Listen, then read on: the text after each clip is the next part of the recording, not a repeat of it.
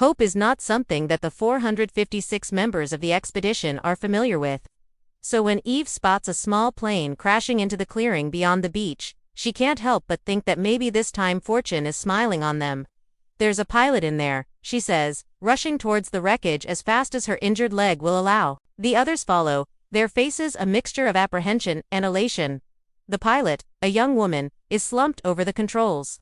"Hello," Eve calls out, kneeling beside her. "Can you hear me? I'm here to help." The woman coughs, blood staining her lips.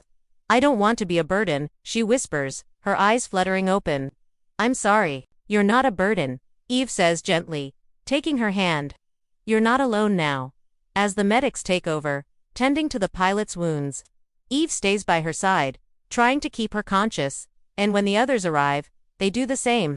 Even Owen, who normally keeps to himself, sits beside the woman, talking to her about his pet turtle and the things he misses about life before the crash. And then miraculously, the pilot, whose name they learn is Sam, sits up. What happened?" she asks, her voice hoarse. "You crashed," one of the medics says, "but you're safe now." "Safe?" Sam repeats, looking around at the makeshift camp. "Are we on an island?" "Yes," says Maya. "You're safe here." When Sam is well enough, Eve takes her aside. "I need your help," she says. "We have to get word to the outside world that we're here. Can you fly us out?" Sam looks at her, her eyes wide.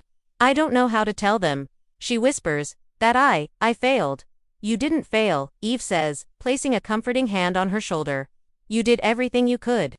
They'll understand." Meanwhile, Gavin and Izzy seek out an unlikely ally, Hank, the pilot who flew them to the island and the only person who knows the coordinates of the sinkhole.